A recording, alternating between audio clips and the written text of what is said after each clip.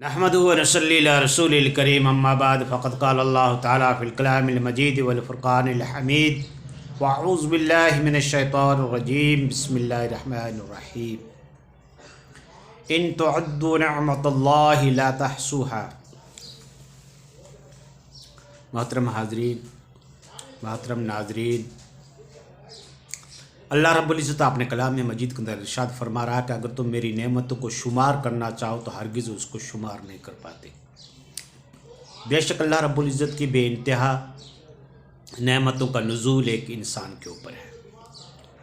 Minute میں، second کے اندر، گھڑی کے اندر، ہر وقت اللہ تعالیٰ کی رحمتیں، اس کے احسانات، اس کے لطف، اس کے کرم انسان کی زندگی کے میں شامل ہے۔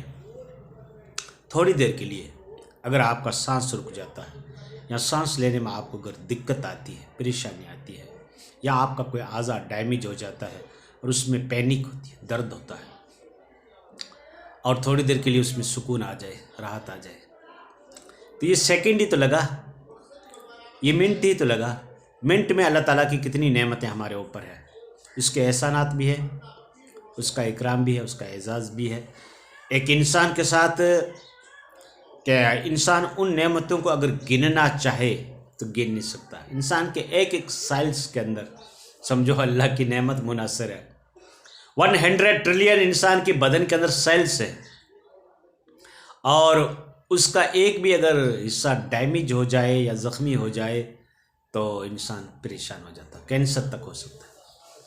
تو یہ ساری انسان کی باڈی کی جو حفاظت کر رہا ہے، سرکشا کر رہا ہے، اس کا محافظ کون؟ اللہ رب العزت۔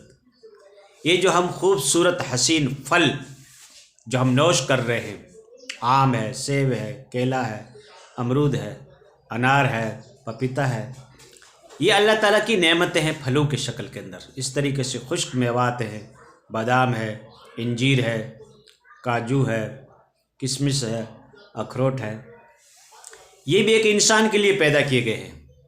ٹھیک اس طریقے سے بہترین قسم کے معقولات جو کھانے ہیں، ڈائٹ ہے، وہ ہم کھاتے ہیں، بہترین قسم کے مشروبات ہم پیتے ہیں، اور پھر بھی ہم اللہ کا شکر ادا نہیں کرتے۔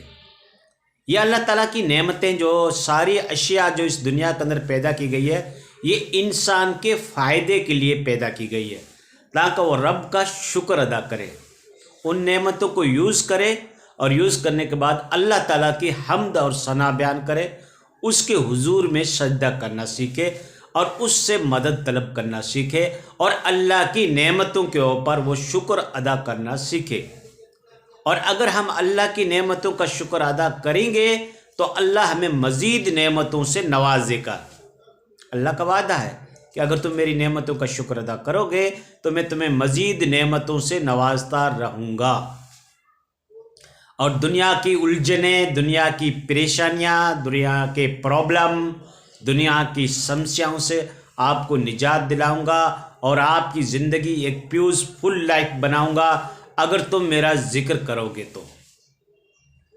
اب ہماری زندگی میں کتنے کرائسس، کتنی تکلیفیں، کتنی اذیتیں، کتنے ناسازگار حالات آتے ہیں، کتنے ستم ظریفی کا ہمیں سامنا کرنا پڑتا ہے۔ وجہ کیا؟ ہم نے خدا کا نام لینا چھوڑ دیا، اس کا ذکر کرنا چھوڑ دیا، ہم دنیا کے پیچھے بھاگ رہے ہیں، دنیا ہمارے آگے بھاگ رہی ہے، اور جن اللہ والوں نے دنیا کو ٹھوکر مار دی، دنیا ان کے قدموں پہ آ کے جھکی اللہ والوں کے لیے۔ اور ہم جتنا دنیا کے پیچھے بھاگ رہے ہیں، کوشش کر رہے ہیں،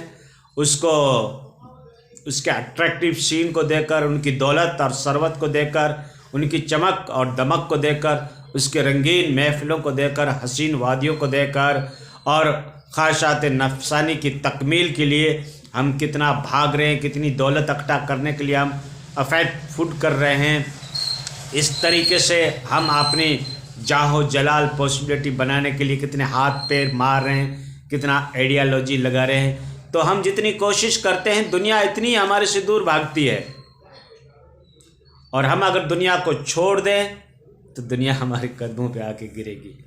اللہ کو اگر آپ اللہ والے ہو جائیں، اہل اللہ والے ہو جائیں، ولی اللہ بن جائیں، اللہ کے دوست بن، اللہ کے مقرب، اللہ کے محبوب، اللہ کی نگاہوں میں پیارے، اللہ کی رضا کو حاصل کر لیں، نبی کی سنتوں کو زندہ کر لیں، طریقے محمدی پہ چلیں، موحد بنیں، توحید پرست بنیں، اللہ کی وحدانیت کو تسلیم کریں، اس کی قدرت کاملہ کو سمجھیں، نبی کے طریقے کو زندہ کریں، ایک ایک سنت کو زندہ کریں، تو پھر دیکھو دنیا تمہاری ہو جائے گی۔ لیکن ہمارے دلوں میں تو حسد، کینہ، کپٹ، عداوت، دشمنی، اناد، یہ ہم نے پال رکھے۔ کب ہمارے دل میں شفقت آئے گی؟ کب ہمارے دل میں مانوتا جگے گی؟ انسانیت کی ہمدردی کب پیدا ہوگی؟ ہم نے تو اس چیزیں پالے رکھی ہے۔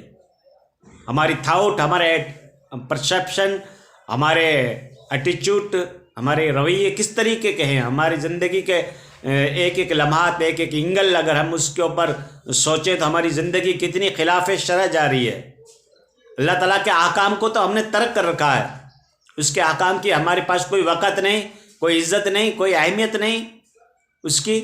ہم نماز کو نماز ہی نہیں سمجھتے، ہم روزے کو روزہ ہی نہیں سمجھتے، ہمیں جن چیزوں سے اللہ نے منع کیا ہے ہم اس سے رکتے ہی نہیں۔ کار بد خود کرے اور لعنت کرے شیطان کے اوپر۔ تو ہمارے معاشرے کا دیکھو دوستو یہ سسٹم ہو چکا ہے۔ ہماری شادی خلاف شریعت، ہمارا لین دین خلاف شریعت، ہمارا آدان پردان خلاف شریعت، ہماری ہر ایکٹیویٹی خلاف شریعت، اور توقع کرتے ہیں اللہ کی رحمت کی، کہ اللہ کی رحمت ہمارے اوپر نازل ہو جائے گی۔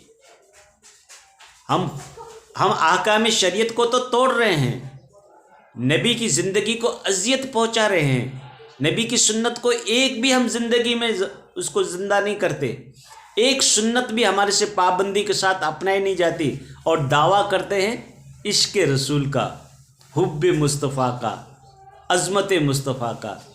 اگر عظمت مصطفیٰ تمہارے پاس ہوتی، حب مصطفیٰ تمہارے پاس ہوتی ہے، مقام مصطفیٰ کو آپ پہچان جاتے، تو ہرگز آپ جھوٹ نہیں بولتے، کبھی آپ کسی کو دھوکہ نہیں دیتے، کبھی کسی کی ناجائز زمین کو ہڑپ نہیں کرتے، کبھی آپ یتیموں کے مال کے اوپر اپنی نظر نہیں ڈالتے، آپ کبھی بھی ماں باپ کا دل نہیں دکھاتے، آپ کبھی بھی پڑوسی کے ساتھ اس طریقے کا سلوک نہیں کرتے جو آپ اذیتیں دے رہے ہیں، کسی کے راستے کی رکاوٹ بن رہے ہیں، جھوٹ پہ جھوٹ بول رہے ہیں، حسد کو دلوں میں پال رہے ہیں۔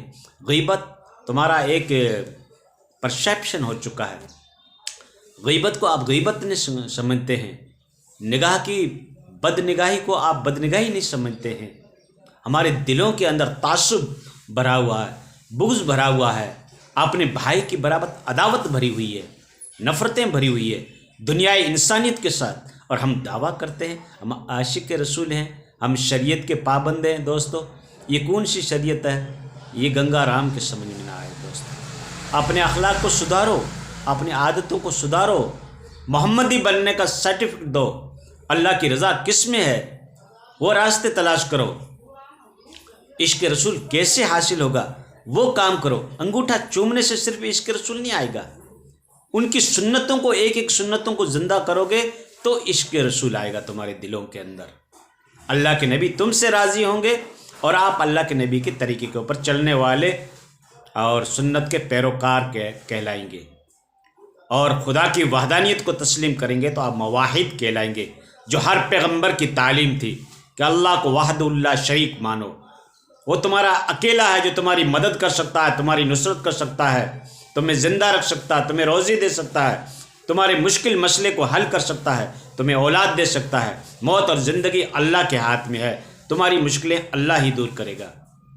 تمام پیغمبروں نے سکھایا، وہ واحد شخصیت ہے، اکیلا ہے، تنہا ہے، لا الہ الا اللہ، نہیں ہے کوئی معبود سوائے اللہ کے، کوئی نیکسٹ گاڈ نہیں، ہیلپر نہیں، مددگار نہیں، نصرت کرنے والا نہیں، تمہاری پریشانیاں دور کرنے والی کوئی ذات نہیں ہے، صرف اللہ وحد اللہ شریک کی ذات ہے۔ یہ تمام پیغمبروں نے یہی تعلیم دی۔ مین اسٹریم شریعت کی جو تعلیم ہے وہ یہی ہے، اللہ کی ذات ایک ہے، اس کی بندگی کرو، اس کے حضور میں سجدہ کرو، اسی سے مانگو، وہی نصرت کرنے والا، وہی مدد کرنے والا، وہی استعانت کرنے والا، وہی تمہاری مشکلوں کو دور کرنے والی ذات صرف اللہ وحد اللہ شریک کی ہے۔ تو دوستو یہ ایک کانسیپٹ، ایک عقیدہ مضبوط کرو. اسلام کا سارا انفراسٹرکچر کی جو بیسس ہے وہ عقیدے پہ ہے، اور عقیدہ اگر درست ہے تو سب کچھ درست ہے. نہیں تو دوستو نمازیں تو شیطان نے بھی خوب پڑھی تھی، آپ ہرگز اس کا مقابلہ نہیں کر سکتے. بس اللہ سے دعا کرو کہ اللہ ہمیں صراط مستقیم نصیب فرمائے.